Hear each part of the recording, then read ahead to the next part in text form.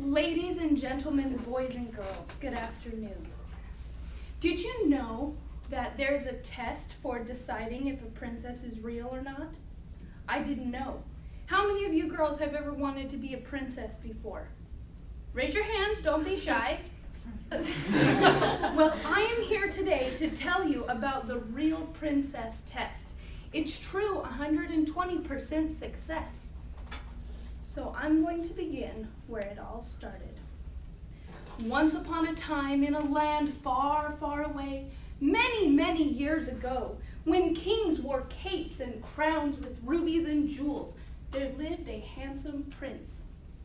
He was tall, dark, and handsome, very muscular and tan, and he had thick, wavy black hair that all the maidens in the land fainted over just to touch. His parents, the king and queen, they wanted him to marry, and they wanted him to marry soon.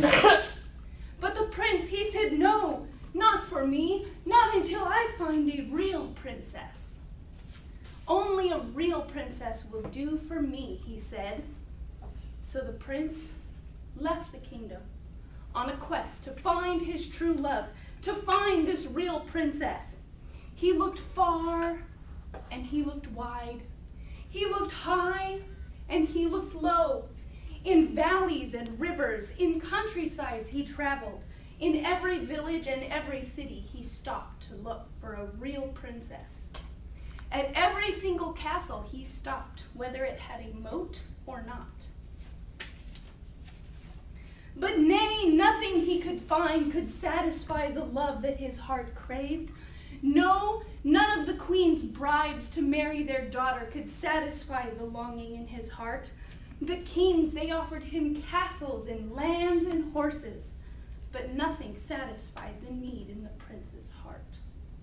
Sad, dejected, and disappointed, the prince returned home to the kingdom. One stormy night, late, when all the townspeople in the land were fast asleep in their beds, the king heard a knock on the castle door. Help me, help me! I need a dry place to stay. The rain has made me cold and wet. I need a dry place to lay my head for the night, came this soft, high-pitched voice. The king, thinking, maybe this maiden will satisfy my son's needs. Then he will fall in love and marry her. I must bring this woman to the queen and the prince. So he summons the guard to bring this young woman. He summons his queen and he summons the prince, and they all meet in a dark lit room on this stormy night. Immediately the prince sees the princess and he falls in love. He is just taken aback with her honey blonde hair falling out of the wet cape like a wet rat. But he doesn't notice the wet hair, only its beautiful color, because his eyes, he has fallen into the sea of her deep golden blue hair and blue eyes. The queen, she immediately notices the prince's reaction, and she, being a mother, has to test to see if this woman is telling the truth or not.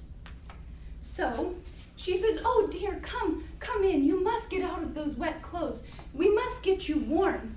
And the princess, she says, oh, thank you so much. Is that bear stew that I smell?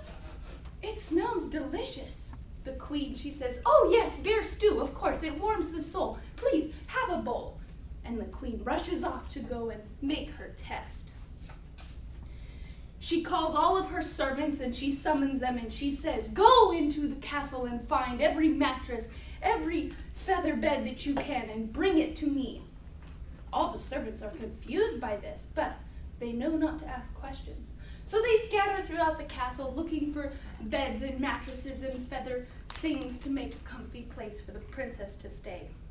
And the queen takes a small little pea and puts it on the bottom of the mattress. All the servants return and the queen piles high 20 mattresses and 20 feather beds. You can only reach the top of the bed by a tall ladder. The queen goes back to where the princess is finishing her warm bear stew and says, come, my dear, I have prepared a very comfortable special bed for you. Good night, sleep tight, dearest, sweetest love. And the queen goes off. The princess, rather confused, climbs the ladder thank you, dear queen. But the queen could not sleep that night, and neither could the princess. Awaking early, the queen rushes directly to the princess's room and surprised, because the princess is wide awake. And the queen says, "What is the matter, dear? Did you not sleep well?" And the princess, rubbing her back because of the hard knot, says, "No, your majesty, I did not sleep well. Sad to say, I was awake all night, not a wink. I was tossing and turning. It felt like there was a pea under my mattress." The queen, she smiles, so happy this woman has passed her test. Only a real princess could not sleep all night because of the pea. She wraps her arms around the princess, kisses her lovingly. When the prince hears of this news, he is delighted. He rushes to the princess, grabs her in his arms, and says, "I have found my real princess." He gets down on one knee and he asks the girl, "Will you marry me?" Of course, the princess says, "Yes, I will, of course." And they ride off into the sunset happily ever after, because that's how all real true stories end. The king, he put the pea in the museum and made it a law that this was how they would test every princess from here until the end of time.